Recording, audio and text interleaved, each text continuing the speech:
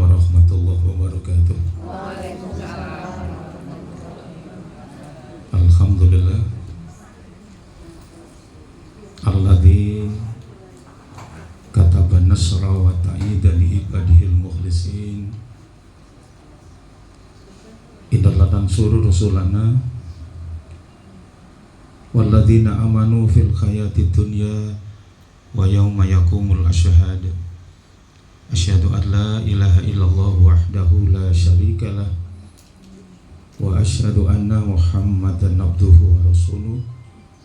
Allahumma sholli wa sallim wa barik ala nabiyyina wa rasulina Muhammad wa ala alihi wa ashabihi alladhina jahadu fillahi haqqa jihadih fakatabalahum rabbuhum izzat dunya wa sa'adatal uba yauma la yanfa'u malun wala banunun illa man atallaha biqalbin salim.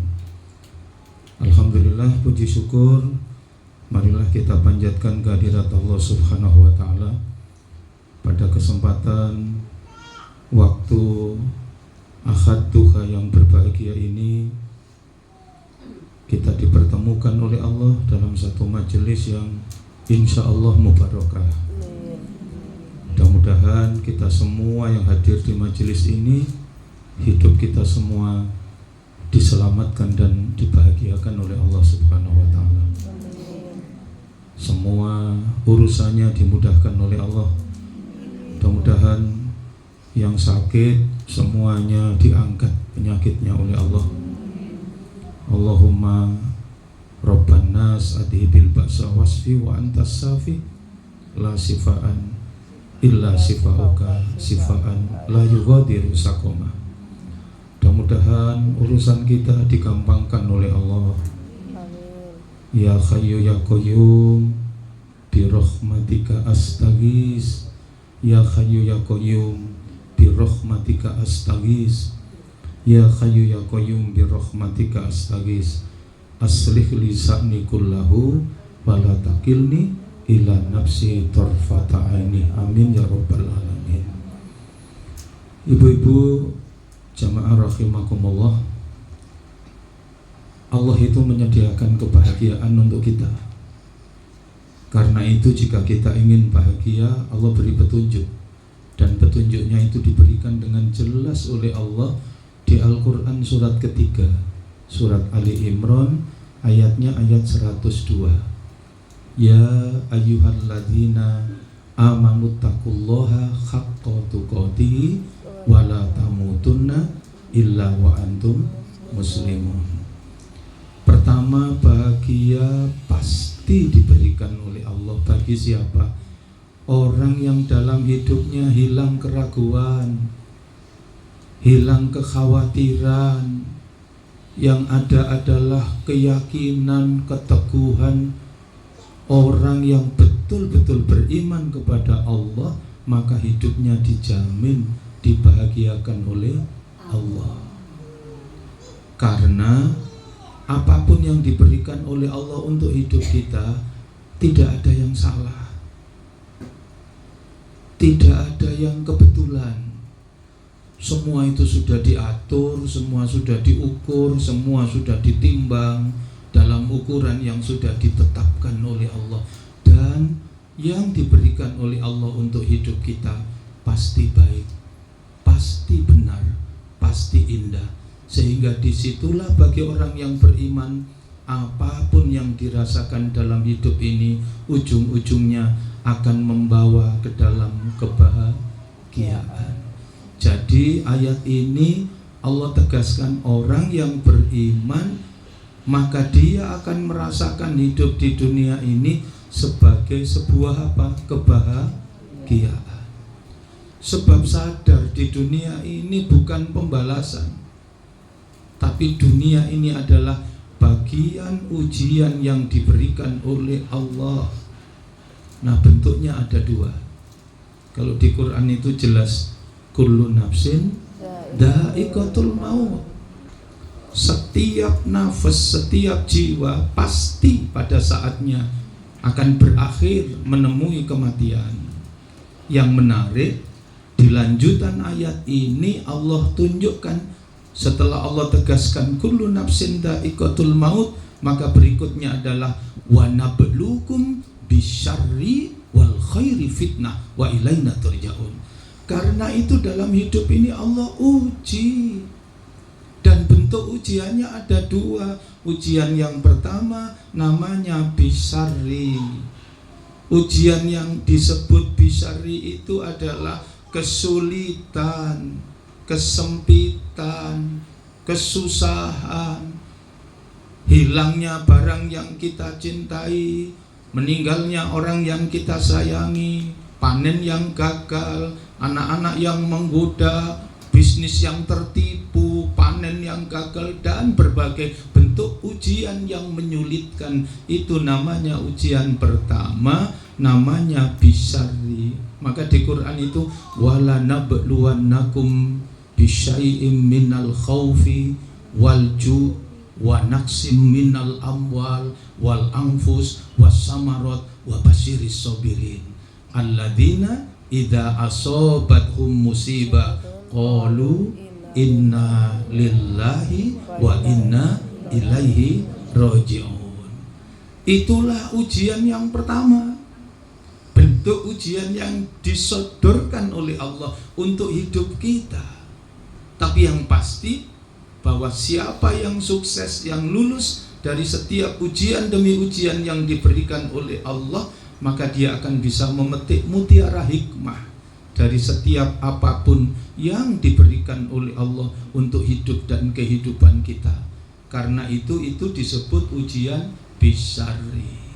Ada ujian yang kedua, apa kebalikannya, yaitu diuji dengan wal khairi, diuji dengan kemudahan, diuji dengan kelapangan, diuji dengan apa ini, rezeki yang mengalir deras dengan mudah, anak-anak yang dengan gampang dididik, apa diuji dengan berbagai kemudahan-kemudahan, prestasi, karir, pekerjaan yang cemerlang, dan seterusnya. Itu namanya diuji dengan wal khairi. Tapi dua-duanya sama-sama statusnya sebagai ujian. Ada yang diuji dengan kemudahan dan ada yang diuji dengan kesulitan. Yang terpenting dari semua itu adalah bagaimana kita lulus menjalani setiap ujian yang diberikan oleh Allah. Seperti yang di Al-Quran surat ke-67 itu, surat Al-Mulk ayat yang kedua. Apa yang diingatkan oleh Allah? Alladzi khalaqal mauta wal hayata liyabluwakum ayyukum ahsanu amala. Jadi yang diingatkan oleh Allah untuk hidup kita adalah kita ini dalam hidup diberi kesempatan oleh Allah, dan kemudian Allah uji. Ujian yang diberikan oleh Allah maka dijawab dengan jawaban ujian yang terbaik. Apa jawabannya? Ahsanu amala, kualitas amal perbuatan yang terbaik. Runtutannya bagaimana? Sudah sepatutnya kita ini manusia. Siapa manusia? Manusia itu ahsani takwim, diciptakan oleh Allah sebaik-baik penciptaan. Maka bagaimana kita hidup? Tentu harus dengan sebaik-baik perbuatan, yaitu apa? Ahsanu amal. Karena diri kita ahsani takwim, sebaik-baik penciptaan, maka sungguh tidak patut kemudian kita jatuh ke dalam kehinaan, kehilangan hidup dalam kemuliaan, menjadi orang yang bertakwa kepada Allah. Maka aksani takwim, jawabannya adalah aksanu amala. Supaya apa? Terus sampai istiqomah nanti ketika pada saatnya kembali kepada Allah dalam kondisi yang seindah-indahnya, yang itu menjadi harapan dan impian setiap orang, impian kita semua, diwafatkan dalam kondisi husnul khotimah. Mudah-mudahan kita semua diwafatkan dalam kondisi husnul khatimah. Nah, itulah yang ditunjukkan oleh Allah kepada kita. Jadi manusia diingatkan oleh Allah, apa kalau begitu warisan yang paling berharga yang hendaknya kita terus berikan kepada anak dan keturunan kita. Pertama, kepada anak-anak kita diwariskan rasa kagum kepada Allah. Anak-anak kita mengerti kebesaran Allah. Yang kedua, anak-anak kita mengerti bahwa hidup ini adalah ibadah kepada Allah. Yang ketiga, menyelamatkan anak dan keturunan kita jangan sampai jatuh ke dalam perbuatan kehinaan, tapi tetap merawat hidup dalam kemuliaan, menjadi orang yang bertakwa kepada Allah Subhanahu wa ta'ala. Sehingga kalau panjenengan pirsani di Quran surat ke-20, surat Toha, ayatnya ayat 132, apa yang diingatkan oleh Allah kepada kita? Wa'mur ahlaka bis-shalah fastobir 'alaiha la nas'aluka rizqa nahnu narzuquk wal akibatul littaqwa. Di ayat ini Allah bimbing kita. Apa yang diingatkan Allah? Perintahkan kepada ahlimu. Makna perintah itu tidak hanya menyuruh, tapi apa? Mendidik, mengajarkan, mengingatkan, membiasakan, mewariskan kepada istri, kepada anak, kepada suami, kepada pasangan, kepada keluarga. Apa yang diwariskan? Yaitu beribadah kepada Allah, rukuk dan sujud kepada Allah, menegakkan sholat, fastobir 'alaiha, dan dilaksanakan dengan penuh kesabaran. Apa yang diingatkan oleh Allah? La nas'aluka rizqa, aku tidak butuh sholatmu. Kalau engkau tidak sholat, aku tidak rugi. Satu keluargamu tidak ada satupun yang sholat, aku juga tidak rugi. Sekampung, senegeri, tidak ada satupun yang rukuk dan sujud kepada Allah, maka tidak mengurangi sedikit pun kekuasaan Allah. La nas'aluka rizqa, aku tidak minta apapun darimu. Justru di ayat ini Allah tegaskan, nahnu narzuquk, aku Allah yang mencukupi, aku Allah yang memberikan segalanya untuk hidup dan kehidupanmu. Dan ayat ini ditutup dengan pernyataan luar biasa, wal akibatul littaqwa. Kegembiraan, kebahagiaan itu pasti akan diberikan oleh Allah bagi siapa? Orang yang memilih hidup dalam kemuliaan, yaitu orang yang bertakwa kepada Allah. Jadi orang yang dibahagiakan itu adalah orang yang tetap merawat hidup dalam kemuliaan, menjadi orang yang bertakwa kepada Allah. Karena itu di Quran surat ketiga Ali Imran ayat 102 tadi, jika pertama yang dijamin kebahagiaan siapa? Orang yang beriman kepada Allah. Yang nomor dua apa? Diingatkanlah kita oleh Allah. Kalau kita bisa menikmati dan merasakan kenikmatan dan kebahagiaan kehidupan di dunia, itu bukan puncak dari kenikmatan yang disediakan oleh Allah. Karena ada kenikmatan yang jauh lebih besar, yaitu kenikmatan hidup di akhirat. Nomor tiga, sehingga jangan tertipu dan terpedaya dengan kenikmatan sesaat hidup di dunia, kemudian jatuh ke dalam kehinaan. Tapi tetap rawat dan jagalah hidup dalam kemuliaan, menjadi orang yang menempuh jalan kemuliaan, menjadi orang yang bertakwa kepada Allah. Itulah kegembiraan, kebahagiaan dan keberuntungan yang sempurna. Sehingga kalau panjenengan pirsani Quran surat ke-91, surat Asy-Syam ayat 7, ayat 8, ayat 9, ayat 10. Allah bimbing kepada kita dengan sangat jelas Apa yang diingatkan Allah, Bu? Wa nafsi wa ma sawwaha fa'alhamaha fujuraha wa taqwaha qad aflaha man zakkaha wa qad khaba man dassaha. Jadi manusia itu jiwa yang disempurnakan oleh Allah. Karena itu Allah sayang, Allah cinta, Allah bimbing dan Allah beri petunjuk. Apa petunjuk yang diberikan oleh Allah? Yaitu fa'alhamaha fujuraha. Ini jalan fujur. Apa jalan fujur? Jalan kehinaan. Wa taqwaha, dan ini jalan takwa. Apa jalan takwa? Jalan kemuliaan. Apa jalan takwa itu? Taqwallah ayyuta'ah. Jalannya orang yang mulia itu adalah orang yang hidup dalam ketaatan kepada Allah. Yang kedua, taqwallah wa yuskara fala yukfar. Jalannya orang yang takwa itu adalah menempuh jalan kemuliaan dengan cara apa? Dalam hidup dia selalu bersyukur kepada Allah. Yang ketiga, taqwallah wa yudhkara fala yunsa.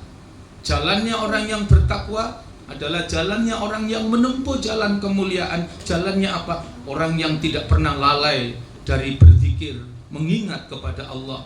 Maka jalannya orang yang taat, bersyukur dan selalu ingat kepada Allah.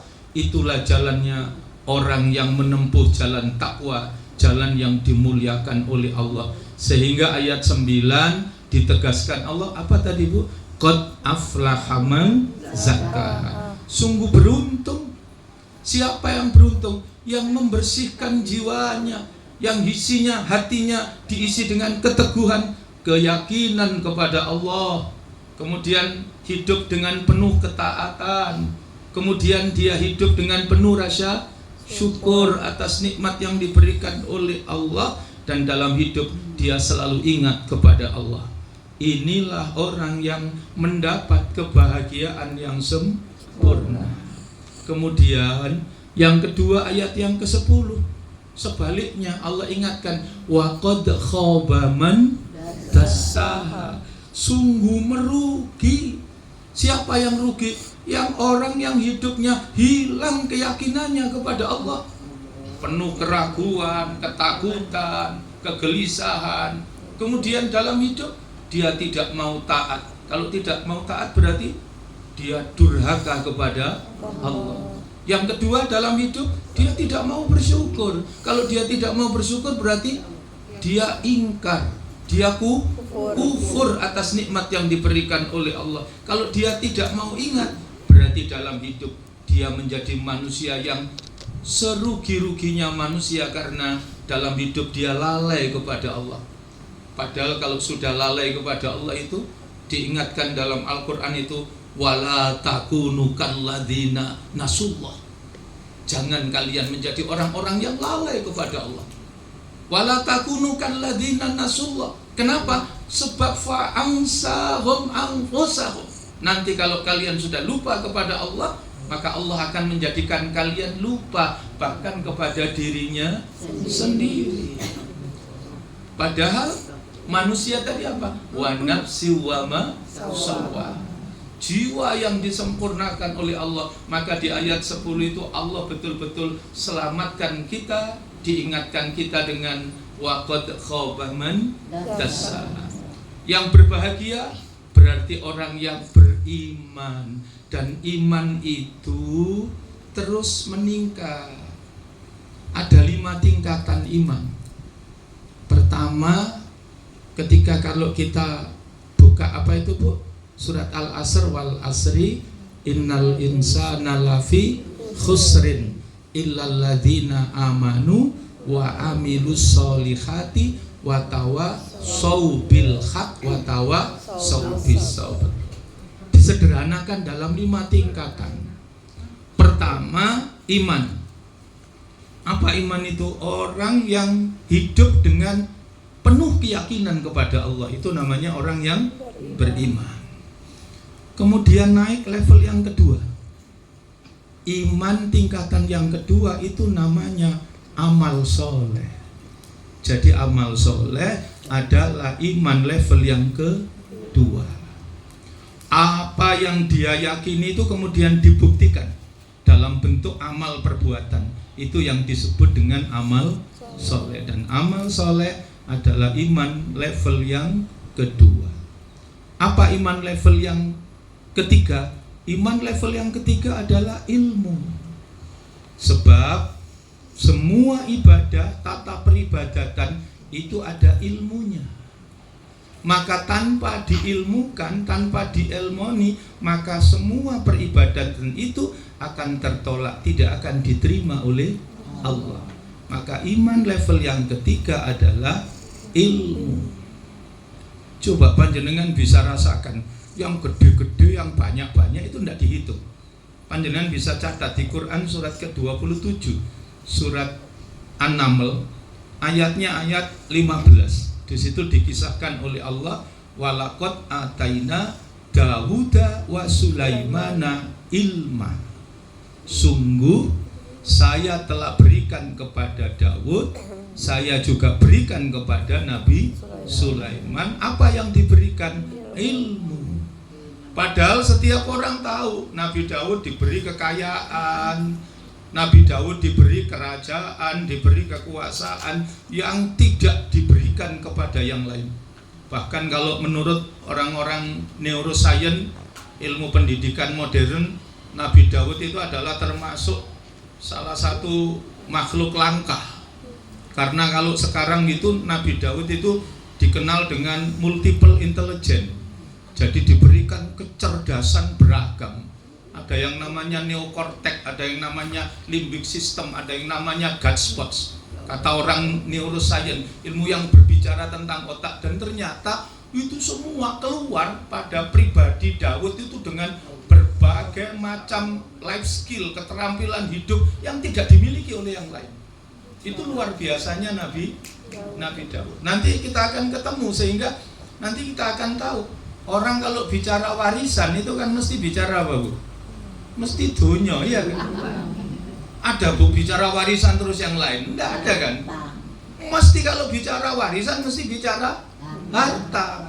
Tapi di ayat ini Allah ingatkan, ada warisan yang paling berharga, yang jangan ini lupakan. Warisan ini jauh lebih berharga dibanding, jangankan kita kaya raya, seluruh isi dunia kita miliki, 2 dunia sekalipun kita wariskan kepada anak dan keturunan kita, maka tidak sebanding dengan warisan anak kita bisa melaksanakan 2 rakaat sholat sunnah sebelum subuh. Coba kita renungkan, itu ayat ini nanti akan membimbing kepada kita. Jadi anak kita yang istiqomah bisa melaksanakan sholat sunnah 2 rakaat sebelum subuh, itu ketika kita wariskan kepada anak kita, maka warisan itu jauh lebih berharga dibanding mewariskan kepada anak kita harta kekayaan berapa? 2 dunia. Itu loh, Bu, sholat sunnah, apalagi sholat wajib. Maka mewariskan kepada anak kita mengerti betapa mahal dan berharganya sholat duhur, betapa mahal dan berharganya sholat asar, itu jauh lebih berharga dibanding hanya sekedar 2 dunia. Sampai 2 dunia itu ditambahi kata hanya. Saking betapa mahal dan berharganya rukuk dan sujud, mewariskan ibadah kepada anak dan keturunan kita. Dan itu Nabi Daud sukses. Jadi Nabi Daud itu bukan hanya sukses mewariskan harta, kerajaan, tapi juga Nabi Daud sukses mewariskan kepada Nabi Sulaiman 3 hal penting tadi itu. Apa? Pertama, mengajarkan kepada anaknya Sulaiman kekaguman kepada Allah.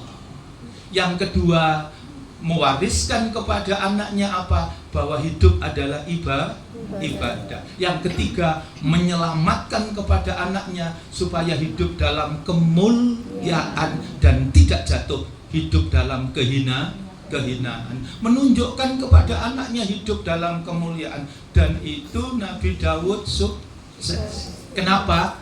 Sebab ada warisan berharga tadi. Apa tadi, Bu? Ilmu. Jadi ilmu, kenapa yang disebut Allah di ayat 15 tadi ilmu? Sebab dengan ilmunya menjadikan Nabi Sulaiman mengerti hartanya menjadi bermakna. Sebab dengan ilmunya mengantarkan Nabi Sulaiman mengerti apa? Jabatan, kekuasaan, kerajaannya menjadi bermakna. Jadi keliru besar, Bu, kalau ada orang tua terus mencari-carikan anak dan keturunannya supaya diwariskan kepadanya harta kekayaan dengan dicarikan dengan cara yang apa? Hina. Apa itu, Bu? Menyalahgunakan jabatan, korupsi, apalagi mencari-carikan jabatan untuk anaknya. Digolek-golek no jabatan. Maka orang tua seperti itu bukan menghidupi anaknya, tapi maaf, dia sedang apa, Bu? Ki gak ngerasani sopo-sopo lho. Ini orang tua sedang meracuni anaknya. Apalagi karo saking kepingine ngeracuni anaknya supaya cepet nang mati, ya digolek-golek no jabatan, terus kemudian mengorbankan kepentingan umat masyarakat, maka dia sedang mengkhianati kehidupan, ya. Sama dengan kalau orang-orang Israel itu apa? Dia punya prestasi yang sangat mengerikan. Satu, dia membuat kerusakan di permukaan bumi. Yang kedua, membunuh para nabi dan rasul. Nah, kembali ke studio 2, Bu, ya. Tadi kita ke Nabi siapa? Daud, Nabi Sulaiman. Jadi warisan yang paling berharga. Ayat 16 itu loh, panjenengan pirsani. Wa warisa Sulaimanu Daud. Mewarisi Nabi Sulaiman dari Nabi Daud. Nah, ini yang saya tunjukkan tadi. Jadi yang diwarisi bukan hanya harta, tapi apa? Keteguhan keyakinan kepada Allah, ibadah dan hidup dalam kemuliaan. Waqala, maka Nabi Daud terus bercerita kepada setiap orang. Nabi Daud bercerita kepada umat, kepada banyak orang supaya menjadi pelajaran. Apa yang disampaikan Nabi Daud? Waqala ya ayyuhan nas, wahai manusia, ulimna mantikot toiri, saya diberikan kemampuan berbahasa burung. Saya ahli, Masya Allah, luar biasa. Allah memberikan pelajaran kepada kita. Di situ Allah menyebut kata mantikot toiri, bahasa burung. Ternyata makna bahasa burung itu bukan hanya Nabi Sulaiman bisa berbicara dengan burung, bukan berbicara dengan binatang, tapi ulimna mantikot toiri itu adalah kecerdasan linguistik, kecerdasan berkomunikasi, kecerdasan berbahasa. Masya Allah. Jadi Nabi Sulaiman diberikan kemampuan kecerdasan berkomunikasi yang tidak diberikan kepada siapapun. Lengkap. Jadi Nabi Sulaiman punya kemampuan berbahasa itu 6 jilid. Jilid pertama, Nabi Sulaiman sukses sebagaimana para nabi dan rasul.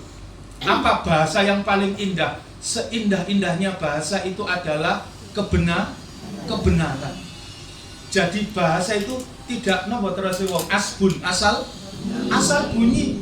Tidak hanya asal ngomong, tapi semua kata-kata ini adalah mengandung konsekuensi. Karena itu yang disampaikan harus benar. Jangan berbohong, jangan berdusta. Maka orang tua wajib mewariskan 2 kepada anaknya. Quran surat keempat, surat An-Nisa, ayatnya ayat yang ke-9. Setiap orang tua wajib mewariskan kepada anaknya pertama apa?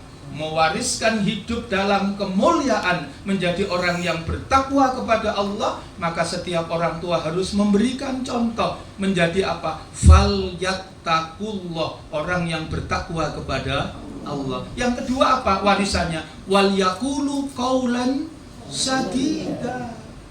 Qaulan sadida itu komunikasi pertama yang dikuasai, yang diwariskan Nabi Daud kepada Nabi Sulaiman.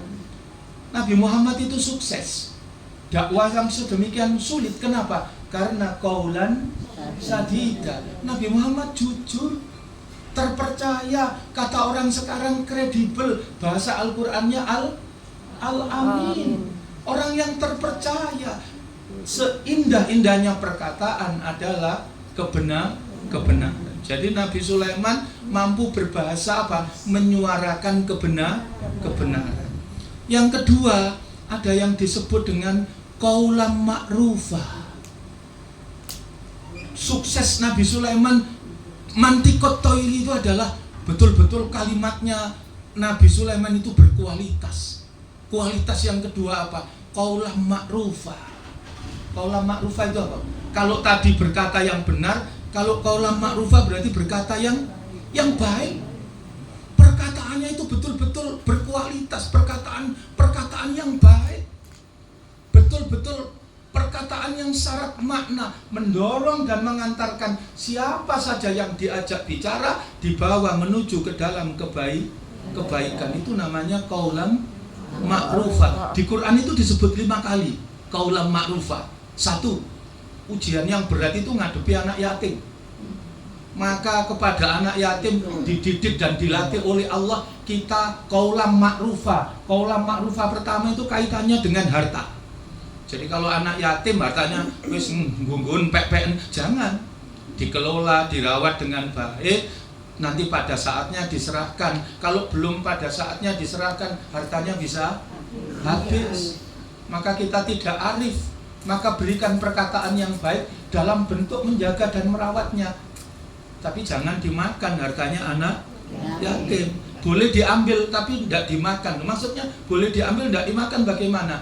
Sepanjang yang dia punya hak pengelolaan, dikelola, dia punya hak, maka dia bisa, ini hartamu asalnya sekian, saya kembangkan jadi sekian, maka diambil oleh paman sekian sebagai haknya paman. Tapi selebihnya ini labanya untuk kamu dan seterusnya. Maka sekarang kamu sudah dewasa, sudah bisa bertanggung jawab, saya serahkan sepenuhnya kepadamu. Itu namanya qaulan ma'rufah. Tapi qaulan ma'rufah yang kedua itu langsung perkataan kepada anak yatim. Jadi perkataan kepada anak yatim karena pahalanya memang besar. Ana wakafal yatimi fil jannah, kata Rasulullah. Saya bersama orang-orang yang peduli dengan anak yatim itu tempatnya di surga. Dan ketika bicara tempatnya di surga, Nabi memberi isyarat dengan kedekatan. Coba Mas, tidak hanya di surga gitu saja, tapi ditunjukkan sampai dekatnya. Bagaimana orang yang mencintai dan menyayangi anak yatim memberikan perlakuan dengan qaulan ma'rufah, maka dia dibalas dengan kemuliaan oleh Allah. Maka perkataannya harus baik. Oh, kan itu yatim, lek gak tak rambut gak dadi wong. Oh, jangan gitu kan. Jadi perkataannya itu namanya qaulan ma'rufah. Dan ada yang lebih tinggi, Bu. Selain qaulan sadida, ada qaulan ma'rufah, ada namanya qaulan karimah. Apa qaulan karimah? Perkataan yang mulia. Apa perkataan yang mulia? Perkataan yang tidak ada tandingannya. Perkataan ini yang sering kita jatuh. Perkataan kepada ayah dan ibu kita. Kata-kata kita sama saja dengan ibu kita, itu dosa. Intonasinya sama-sama itu. Keras saja, sama-sama kerasnya, itu dianggap sebagai anak yang durhaka. Padahal tidak membentak. Itulah tingkatan apa namanya? Qaulan karimah. Apalagi membantah. Kita boleh tidak sepakat, kita boleh benar orang tua kita salah, tapi kita tidak boleh membantah kepada orang tua. Itu namanya qaulan karimah. Jadi begitu, dan itu dimiliki. Maka Nabi Sulaiman itu sukses, dididik oleh ayahandanya Nabi Daud. Panjenengan nanti pirsani, ada doa yang luar biasa keluar dari lisannya Nabi Sulaiman, dan itu dicontohkan oleh Allah untuk kita praktekkan. Quran surat ke-27, surat An-Naml ayat 19. Rabbi auzi'ni an askura nikmatakallati an'amta alayya wa ala walidayya wa an a'mala sholihan tardahu wa adkhilni bi rahmatika fi ibadikas sholihin. Jadi di situ minta dicatat sebagai abdan syakur, Pertama, hamba yang pandai bersyukur. Yang kedua, dicatat menjadi anak yang berbakti, bukan menjadi anak yang durhaka. Karena di situ catatannya Rabbi auzi'ni an ashkura nikmataka allati an'amta alayya. Berikutnya wa ala walidayya, dan semua kesuksesan yang saya terima, sungguh kalau saya sudah berada di titik ini, sukses ini bukan sukses saya. Sungguh kalau bisa ini dan itu, bukan itu semua prestasi diri kita, tapi itu pasti dari andil jasa, pengorbanan, keringat, darah, dan air mata dari kedua orang tua kita. Maka jangan sampai menjadi anak yang durhaka. Nah, ternyata warisan berharga itu adalah dengan itu Nabi Sulaiman diberikan kecerdasan berbahasa, dan ternyata kecerdasan berbahasa ini menjadi kata kunci untuk membawa kebaikan. Yang tadi disebut ada qaulan sadida, ada qaulan ma'rufa, ada qaulan karimah, ada lagi qaulan layyina. Apa qaulan layyina itu? Kata-kata yang lembut, kata-kata yang luar biasa terukur. Jadi kalimat itu kalimat yang dipilih. Nah, berarti apa? Nabi Sulaiman itu bisa ngerekso, ngeramut pemerintahannya kepada rakyat kecil. Dia bisa lembut, mengayomi. Kepada yang ini dia bisa tegas, tapi tidak kasar. Maka di situ ada bermacam-macam. Ada lagi qaulan, selain qaulan layyina, kata-kata yang lembut itu qaulan mansyura.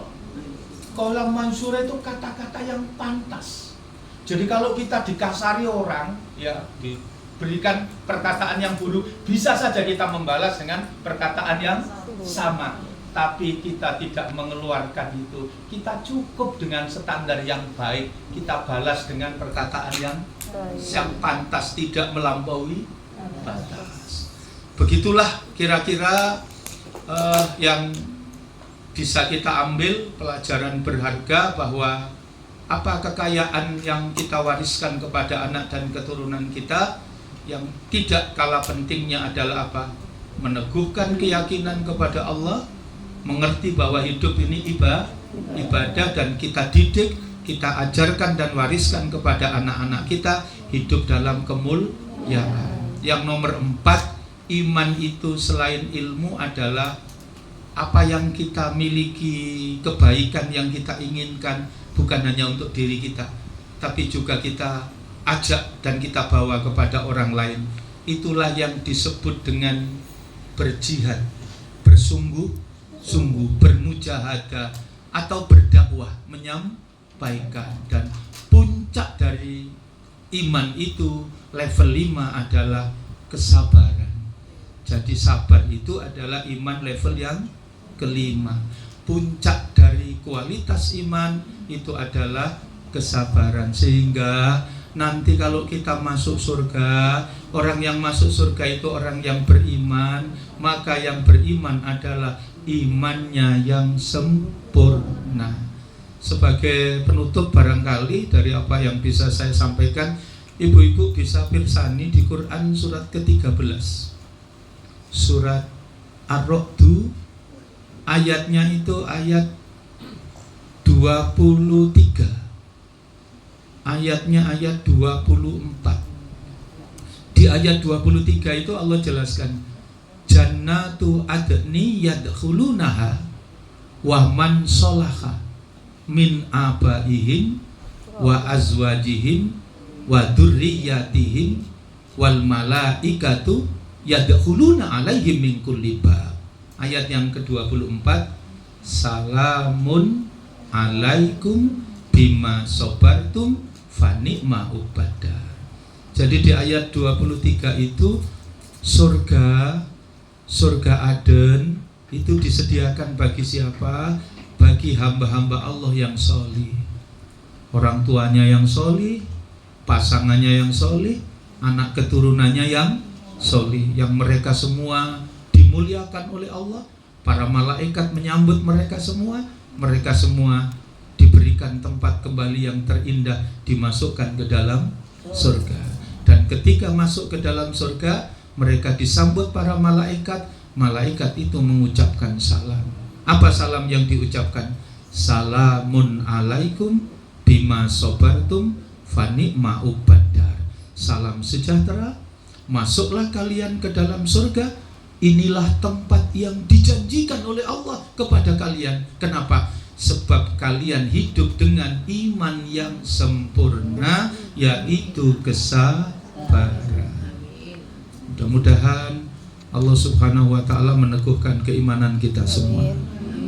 Allah Subhanahu wa ta'ala memberikan bimbingan dan petunjuknya kepada kita semua.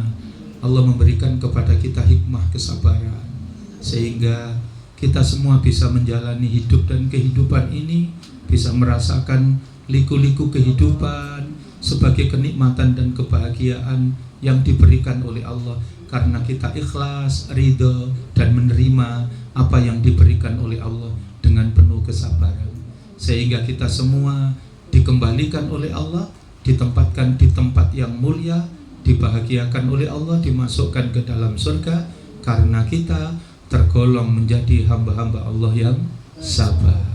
Ini saja apa yang dapat saya sampaikan.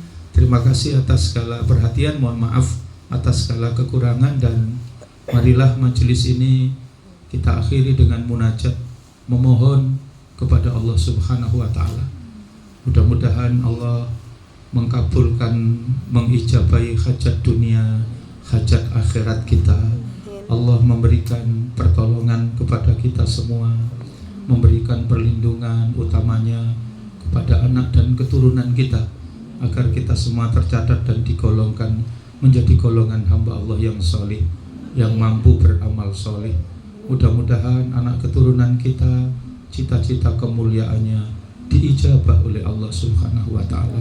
Dibahagiakanlah hidup kita, bahagia dalam kehidupan di dunia sampai dengan kehidupan di akhirat. A'udzubillahi minasyaitonirrajim. Bismillahirrahmanirrahim. Allahumma salli wa sallim wa barik ala Muhammad walhamdulillahi rabbil alamin. Allahumma anta rabbi la ilaha illa anta khalaqtani wa ana abduka wa ana ala ahdika wa wa'dika mastata'tu a'udzubika min syarri ma sana'tu abu'u laka bi ni'matika alayya wa abu'u bi dhanbi faghfirli fa innahu la yaghfirud dzunuba illa anta. Allahumma ya Allah, ya Qawiyyu, ya Aziz, dengan rahman dan rahimmu ya Allah, kami berkumpul di majelis yang mubarakah ini. Limpahkan taufik dan hidayahmu ya Allah. Ampuni segala dosa-dosa kami. Ampuni kami ya Allah, jika dengan segala ketergesaan dan tanpa kesabaran kami sering menyakitkan dan melukai hati orang lain, utamanya kepada pasangan yang kami cintai, anak-anak yang kami sayangi, yang kau amanahkan kepada kami, atau bahkan jika mungkin ya Allah sebagai anak ada perbuatan yang kau catat sebagai perbuatan anak yang durhaka kepada kedua orang tua. Kami takut dan mohon perlindungan kepada Engkau ya Allah, dari ilmu yang tidak bermanfaat, dari umur yang tidak barokah, dari keluarga yang tidak sakinah, dari anak-anak yang tidak soleh dan solihah, dari masyarakat bangsa dan negara yang tidak marhamah. Kami pun takut dan mohon perlindungan kepada Engkau ya Allah, dari doa demi doa yang kami panjatkan yang ternyata tidak lagi Engkau dengarkan. Bahagiakan hidup kami di dunia ya Allah, bahagiakan hidup kami di akhirat ya Allah. Jauhkan kami dari siksa api neraka. Rabbana dzalamna anfusana fa illam taghfir lana wa tarhamna lanakunanna minal khasirin. Rabbana atina fid dunya hasanah wa fil akhirati hasanah wa qina adzabannar. Walhamdulillahi rabbil alamin. Demikian, terima kasih, kurang lebihnya mohon maaf. Subhanakallahumma wa bihamdika asyhadu an la ilaha illa anta astaghfiruka wa atubu ilaik. Assalamualaikum warahmatullahi wabarakatuh.